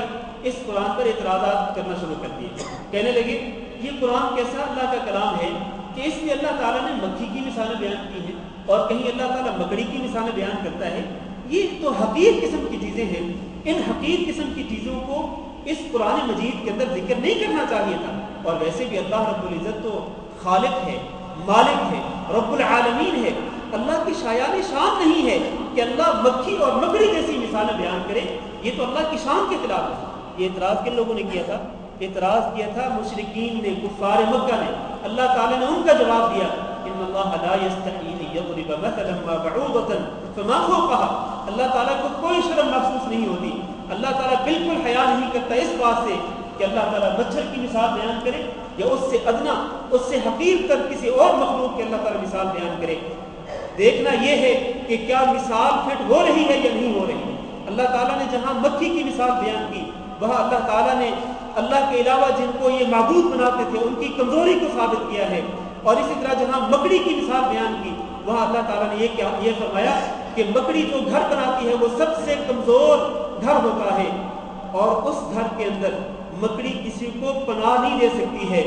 تو مکڑی اپنے کمزور ترین گھر میں جس طرح کسی کو پناہ نہیں دے سکتی ہے، بالکل اسی طرح ان کے معبودان باطلہ کا حال ہے کہ یہ بھی کسی کو پناہ دینے کے قابل نہیں ہے. یہ کسی کی حاجت پوری کرنے کے قابل نہیں ہے، کسی کی مشکل ٹالنے کے قابل نہیں ہے. تو اللہ تعالیٰ تو ان مثالوں کے ساتھ ان کے معبودوں کی کمزوری کو بیان کر رہا ہے، ان کی بے بسی اور ان کی عاجزی کو بیان کر رہا ہے. تو ان لوگوں کا اعتراض کیا ہے ان مثالوں کو بیان کرنا؟ اللہ فرماتے ہیں فَأَمَّا الَّذِينَ آمَنُوا فَيَعْلَمُونَ أَنَّهُ الْحَقُّ مِنْ رَبِّهِمْ.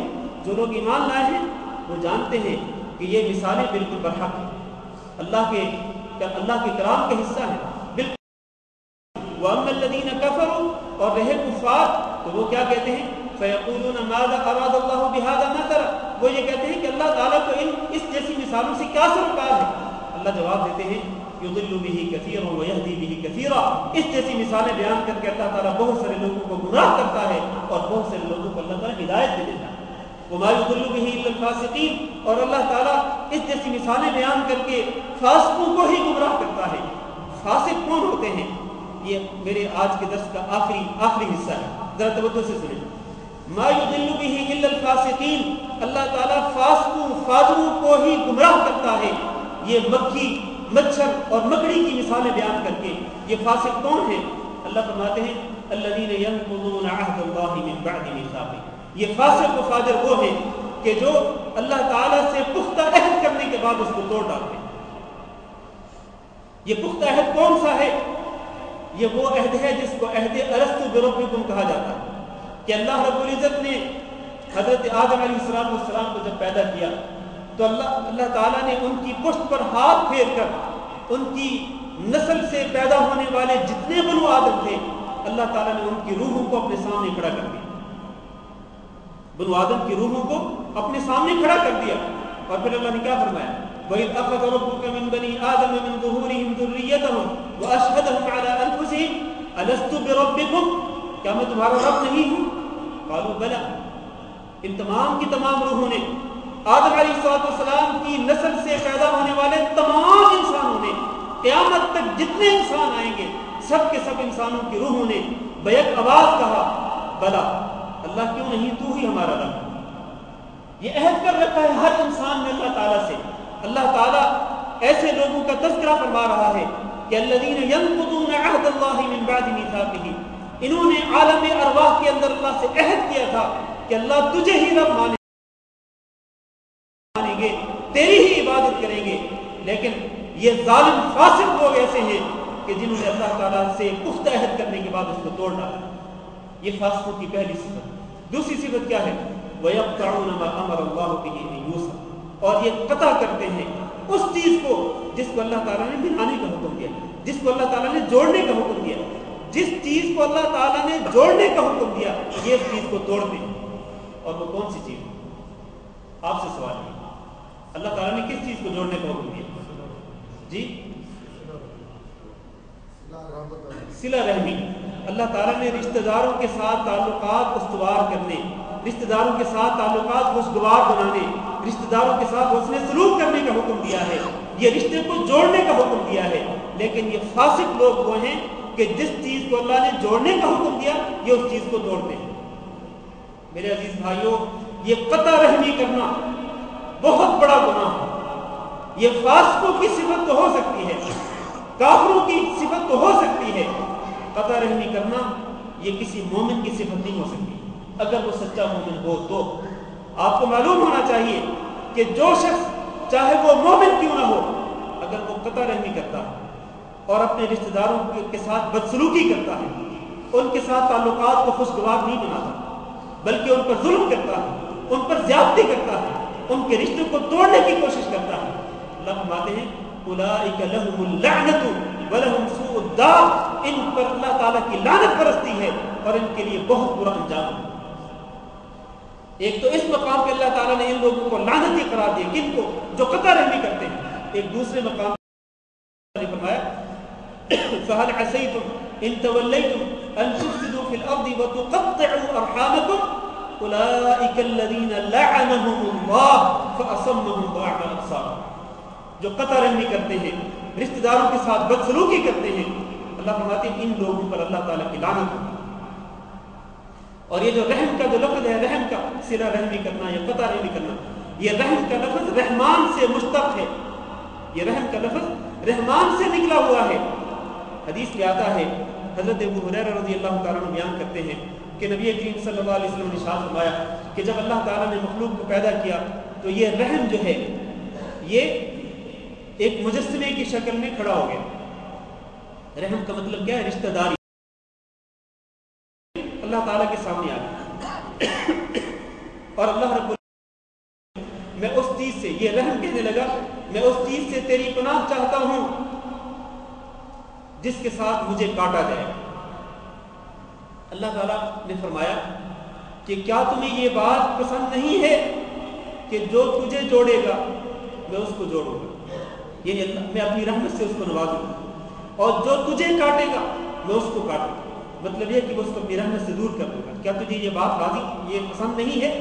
रहम ने कहा बिल्कुल ठीक है, जो शख्स मुझे काटेगा वो तेरी रहमत से दूर हो जाएगा, और जो शख्स मुझे जोड़ेगा वो तेरी रहमत का मुस्तहिक हो जाएगा। रहम ने कहा बिल्कुल ठीक है। अल्लाह ने फरमाया फिर बिल्कुल इसी तरह ही हो, ऐसे ही हो। इसका माना यह है कि जो लोग सिला रहमी करते हैं, रिश्तेदारों की ज्यादतियों को और उनके मज़ालिम को बर्दाश्त करते हुए उन पर बदस्तूर एहसान करते रहते हैं, उनसे अच्छा सलूक करते हैं, उनके साथ नेकी करते हैं, उन पर एहसान करते हैं, उनके साथ ताल्लुकात को खुशगवार बनाते हैं, वो अल्लाह रब्बुल इज़्ज़त की रहमतों के मुस्तहिक़ हैं।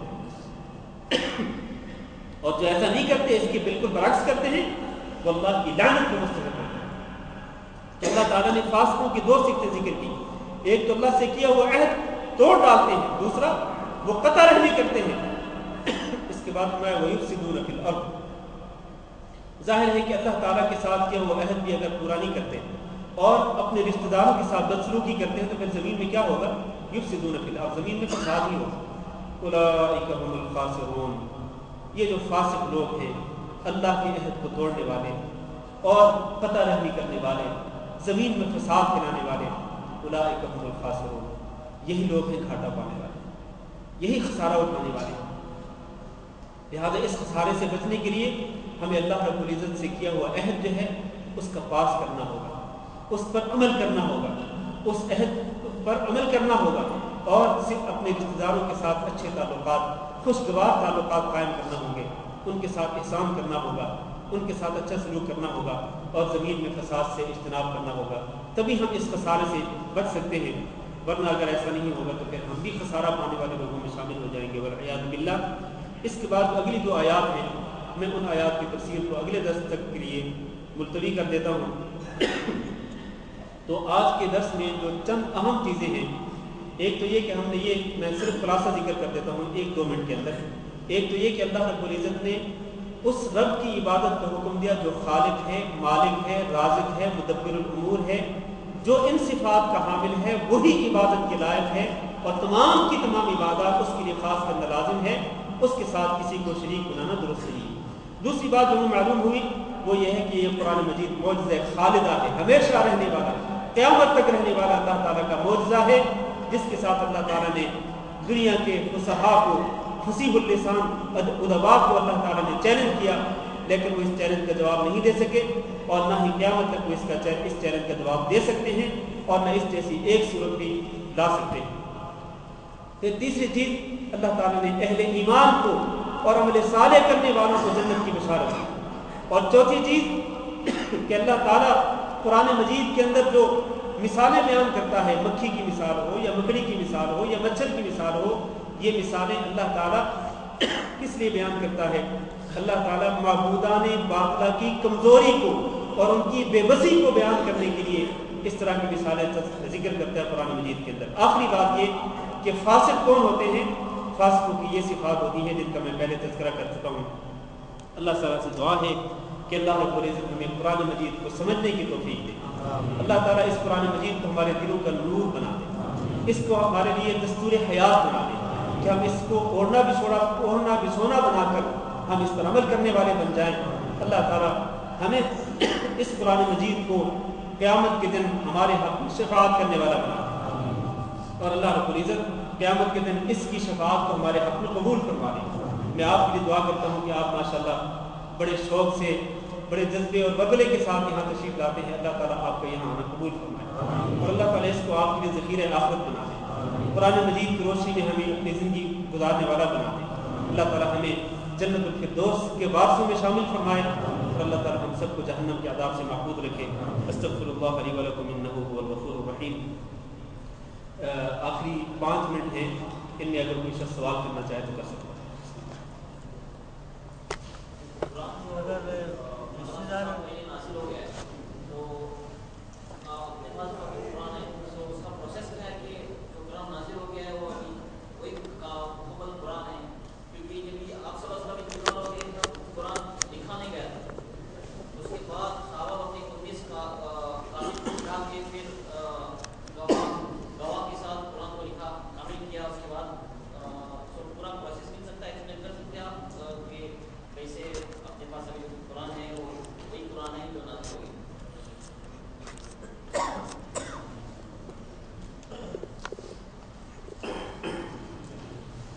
سب سے پہلی بات یہ ہے کہ قرآن مجید اللہ تعالیٰ کی سچی کتاب ہے اور شک و شبہ سے بالا تر ہے۔ آپ سن رہے ہیں جن نے سوال کیا، یہ خود قرآن ہی کہتا ہے کہ ذالک الکتاب لا ریب فیہ، کہ یہ کتاب جو ہے یہ شک و شبہ سے بالا تر ہے، اس میں کوئی شک و شبہ نہیں ہے۔ لہٰذا ہمیں اس کی صداقت پر یقین رکھنا چاہیے کہ یہ اللہ تعالیٰ کی سچی کتاب ہے، منزل من اللہ ہے، اللہ تعالیٰ کی طرف سے نازل شدہ ہے، اور یہ محفوظ ہے اور یہ محفوظ رہے گی۔ یہ کتاب محفوظ رہے گی کیونکہ اللہ تعالیٰ نے اس کی حفاظت کا ذمہ لے رکھا ہے۔ یہ پہلی بات۔ دوسری بات یہ ہے کہ جب یہ قرآن مجید نازل ہوتا تھا تو اس وقت قرآن مجید کے جو مخاطبین تھے، اور وہ کون تھے؟ صحابہ اکرام۔ صحابہ اکرام قرآن مجید کے سب سے پہلے مخاطب تھے۔ صحابہ اکرام اس قرآن مجید کو سنتے تھے تو اس کو سب سے پہلے کہاں محفوظ کرتے تھے؟ اپنے سینوں میں۔ قرآن مجید کو سینوں میں محفوظ کر لیتے تھے۔ تو قرآن مجید کی حفاظت کس طرح سے ہوئی؟ سب سے پہلے ان صحابہ اکرام کے دلوں میں ہوئی، ان کے سینوں میں ہوئی، کہ انہوں نے قرآن مجید کو مکمل طور پر پورے قرآن مجید کو حفظ کر لیا اور اپنے سینوں میں محفوظ کر لیا۔ ایک بات۔ دوسری بات یہ کہ یہ قرآن مجید لکھا بھی جاتا تھا۔ آپ ابھی کہہ رہے تھے نا کہ جب نبی کریم صلی اللہ علیہ وسلم کا انتقال ہوا، جب آپ پر موت آئی تو یہ قرآن مجید لکھا ہوا نہیں تھا۔ یہ بات غلط ہے، یہ درست نہیں۔ صحیح بات یہ ہے کہ قرآن مجید لکھا جاتا تھا۔ آپ کو معلوم ہے کہ صحابہ کرام میں سے وہ صحابہ کرام جو قرآن مجید کو باقاعدہ لکھتے تھے، قرآن مجید کی جو کتابت کرتے تھے، وہ لوگ، وہ صحابہ کرام کاتبین وحی کے نام سے معروف ہیں۔ کاتبین وحی کے نام سے معروف ہے کہ یہ وحی لکھنے والے صحابہ کرام۔ ان میں حضرت زید اور اسی طرح ان میں حضرت معاویہ اور اس طرح باقی کئی صحابہ کرام جو ہیں وہ اس قرآن مجید کو لکھا کرتے تھے۔ کہاں لکھا کرتے تھے؟ مختلف چیزوں پر۔ اس دور کے مطابق کھجور کے پتوں پر لکھے جاتے تھے، درختوں کی ٹہنیوں پر اور درختوں کے جو چھلکے ہوتے تھے ان چھلکوں پر، اور اسی طرح جلد پر یہ چیزیں جو ہیں، یہ قرآن مجید کی آیات ہیں وہ لکھی جاتی تھیں، جلد پر، درختوں کے چھلکوں پر، اسی طرح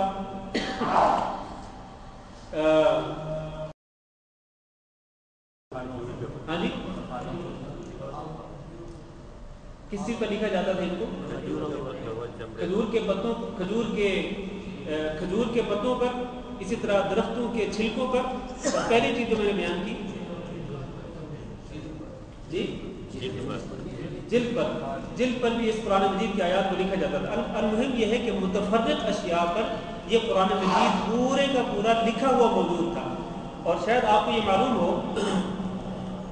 کہ پورے کا پورا قرآن مجید جو ہے لکھا ہوا یہ کن کے پاس تھا، کن کے پاس محفوظ تھا؟ نبی کریم صلی اللہ علیہ وسلم کی ازواج مطہرات ایسے حضرت حفصہ رضی اللہ تعالیٰ عنہ کے پاس موجود تھا. یہی وجہ ہے کہ جب قرآن مجید کو مصحف کی شکل میں جمع کیا گیا، اس شکل میں جب اس کو جمع کیا گیا اور اس کو مدون کیا گیا، تو سب سے پہلے وہ لوحات، وہ تختیاں اور وہ متفرق اشیاء جن پر قرآن مجید لکھا ہوا تھا، تو وہ لوحات اور وہ متفرق اشیاء حضرت حفصہ رضی اللہ تعالیٰ عنہ سے لی گئیں اور پھر قرآن مجید کو حضرت عثمان رضی اللہ تعالیٰ عنہ کے دور میں جمع کیا گیا. اس کو مصحف کی شکل میں اس کی تدوین کی گئی. تو یہ جو مختلف دلائل ہیں یہ اس بات پر دلالت کرتے ہیں، اس بات کو ثابت کرتے ہیں کہ یہ قرآن مجید سینوں میں بھی محفوظ تھا، لکھا ہوا بھی موجود تھا، اور یہ خود قرآن مجید جو ہے یہ اس کی دلیل ہے کہ اللہ تعالیٰ کا سچا کلام ہے اور اللہ تعالیٰ نے اس کی حفاظت کا ذمہ لے رکھا. کسی اور بھائی کو کوئی سوال ہو؟ کے سلسلے میں جو رشتہ دار مشرک ہے یا کافر ہے ان کے بارے میں کیا ہوتا ہے؟ رشتہ دار اگر کافر بھی ہوں تو ان کے ساتھ بھی صلہ رحمی کرنی چاہیے. رشتہ دار اگر کافر بھی ہوں، حضرت ام حبیبہ رضی اللہ تعالیٰ عنہ بیان کرتی ہیں کہ ان کی ماں جو ہے وہ شرک کرتی تھی. ام حبیبہ رضی اللہ تعالیٰ عنہ کی ماں مشرکہ تھی، شرک کرتی تھی. تو انہوں نے نبی کریم صلی اللہ علیہ وسلم سے سوال کیا، اللہ کے رسول میری ماں شرک کرتی ہے تو کیا میں اس کے ساتھ صلہ رحمی کر سکتی ہوں، یعنی اس کے ساتھ اچھا سلوک کر سکتی ہوں؟ وہ مشرک ہے، میں مسلمان ہوں اور میں آپ کی بیوی ہوں، تو میرے اور اس کے درمیان امتیاز ہونا چاہیے. لیکن نبی کریم صلی اللہ علیہ وسلم نے فرمایا کہ نہیں، تمہاری ماں چاہے مشرک کیوں نہیں، تم اس کے ساتھ صلہ رحمی کرو، اس کے ساتھ اچھا سلوک کرو، اس پر احسان کرو، اس کے ساتھ نیکی کرو. لہذا رشتہ دار چاہے والدین ہوں یا بہن بھائی ہوں یا دیگر رشتہ دار ہوں، وہ اگر مشرکین بھی ہوں، کافر بھی ہوں، تو ان کے ساتھ پھر بھی صلہ رحمی کرنی چاہیے، صلہ رحمی کرنی چاہیے. جس طرح کہ اللہ تعالیٰ نے قرآن مجید میں بھی ارشاد فرمایا والدین کے متعلق خاص طور پر کہ والدین اگر شرک کا حکم دے تو ان کا حکم مت مانو، لیکن اولاد کو یہ کہا کہ صاحبہما فی الدنیا معروفا، بھلے طریقے سے اچھے انداز سے ان کے ساتھ زندگی بسر کرو. تو اس سے ثابت یہ ہوتا ہے کہ والدین ہوں یا دیگر رشتہ دار اگر کافر بھی ہوں، مشرک بھی ہوں، تو پھر بھی ان کے ساتھ صلہ رحمی ضرور رکھنی چاہیے. ہاں جی،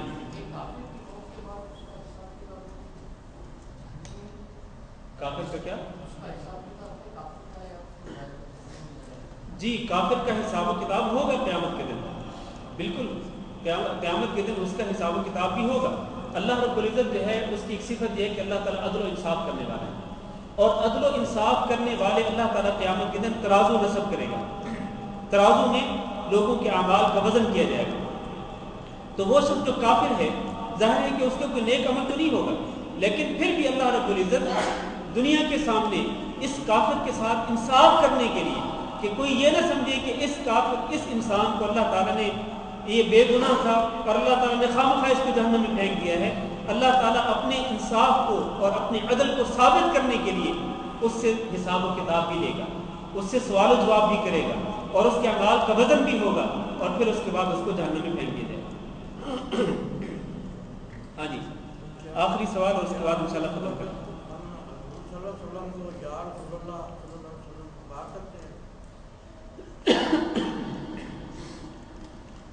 رسول اکرم صلی اللہ علیہ وسلم کو یا رسول اللہ کہہ کر پکار نہیں سکتے. وہ صرف اللہ تعالیٰ ہی ہے جس کو یا اللہ یا رب کہہ کر پکارا جا سکتا ہے. ٹھیک ہے نا؟ اللہ، کیونکہ اللہ رب العزت زندہ ہے اور ہمیشہ کے لیے زندہ رہنے والا ہے. اللہ تعالیٰ ہی زندگی دیتا ہے اور اللہ تعالیٰ ہی زندہ رہنے والا ہے، اور اللہ کے سوا کوئی ایسا نہیں کہ جو ہمیشہ کے لیے زندہ رہنے والا ہو. نبی کریم صلی اللہ علیہ وسلم پر موت آ چکی ہے، ہمارے نبی حضرت محمد صلی اللہ علیہ وسلم پر موت آ چکی ہے. یہ میں نہیں کہہ رہا ہوں، یہ اللہ تعالیٰ خود کہتے ہیں قرآن مجید کے اندر کہ وَمَا مُحَمَّدٌ إِلَّا رَسُولٌ، قد خلت من قبله الرسل افإن مات اگر یہ محمد صلی اللہ علیہ وسلم فوت ہو جائے، ان پر موت آ جائے، تو کیا تم اپنے ایڑیوں کے بل پیچھے پلٹ جاؤ گے؟ کیا تم اسلام کو، دین کو چھوڑ دو گے، مرتد ہو جاؤ گے؟ اور ایک اور مقام اللہ نے فرمایا وما جعلنا لبشر من قبلك الخلد افإن مت فهم الخالدون، کہ ہم نے آپ سے پہلے کسی بشر کے لیے ہمیشہ کے لیے زندگی نہیں رکھی ہے، افإن مت، اگر آپ پر موت آ جائے، فهم خالدون، تو کیا یہ لوگ جو قیامت کا انکار کرتے ہیں یہ ہمیشہ زندہ رہیں گے؟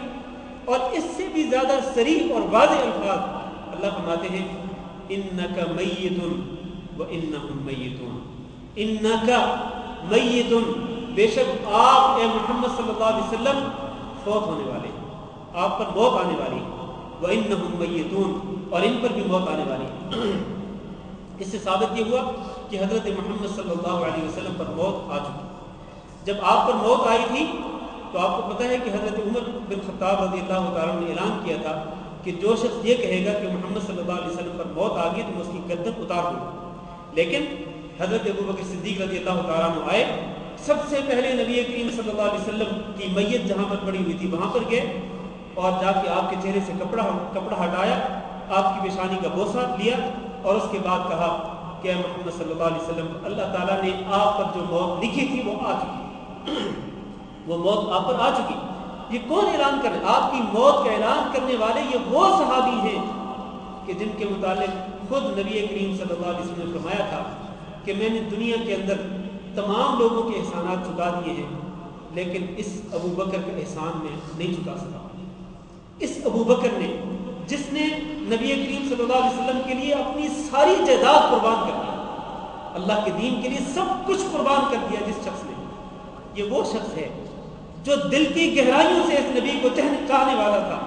یہ وہ شخص اپنی اس زبان سے اعلان کر رہا ہے کہ اے محمد صلی اللہ علیہ وسلم، آپ پر جو موت اللہ نے لکھی تھی وہ آ چکی ہے۔ لہذا آج جو لوگ یہ کہتے ہیں کہ حضرت محمد صلی اللہ علیہ وسلم، ان کو ذرا جائزہ لینا چاہیے اور جو دلائل میں نے ابھی ذکر کی، ان دلائل کو پڑھنا چاہیے، ان پر غور کرنا چاہیے۔ اور وہ لوگ یہ کہتے ہیں کہ نہیں جی نبی صلی اللہ علیہ وسلم تو پردہ فرما گئے، اور پھر چونکہ وہ یہ کہتے ہیں کہ آپ صلی اللہ علیہ وسلم پردہ فرما گئے ہیں تو اسی بنا پر وہ آپ صلی اللہ علیہ وسلم کو یا رسول اللہ کہہ کر پکارتے بھی ہیں۔ اس لیے میں نے پہلا جو بنیادی عقیدہ ہے وہ ثابت کیا ہے کہ بنیادی طور پر نبی کریم صلی اللہ علیہ وسلم پر موت آ چکی، جس شخصیت پر موت آ چکی ہے اس کو یا کہہ کر پکارا نہیں جا سکتا، یا کہہ کر اسی کو پکارا جا سکتا ہے جو زندہ ہے، اور وہ کون ہے؟ اللہ ہی ہے، اللہ کے سوا کوئی نہیں۔ ہاں جی، کسی اور کا سوال؟ اسی پر اکتفا کرتے ہیں۔ اللہ تعالیٰ آپ سب کو جزائے خیر دے اور اللہ رب العزت آپ کے یہاں آنے کو آپ کے لیے ذخیرہ آخرت بنائے۔ انشاءاللہ آئندہ جمعہ کو آپ سے پھر ملاقات ہوگی۔ یہ حج سے پہلے، عید الاضحیٰ سے پہلے آئندہ جمعہ ہمارا آخری جمعہ ہوگا، کیونکہ اس کے بعد میں انشاءاللہ حج کے لیے جا رہا ہوں، تو آپ سے گزارش ہے کہ آپ آئندہ جمعہ میں ضرور تشریف لائیں۔ انشاءاللہ ہم نے جہاں تک تفسیر بیان کی ہے اس سے اگلی جو آیات ہیں ان میں خاص طور پر حضرت آدم علیہ السلام کا جو واقعہ ہے ابلیس کے ساتھ، اور ابلیس اور فرشتوں کا جو واقعہ ہے اس کی تفصیلات انشاءاللہ آئیں گی، تو آپ سے گزارش ہے کہ آپ ضرور تشریف لائیں۔ استغفر اللہ لی ولکم انہ هو الغفور الرحیم۔ سبحانک اللہم وبحمدک، اشہد ان لا الہ الا انت، استغفرک واتوب الیک۔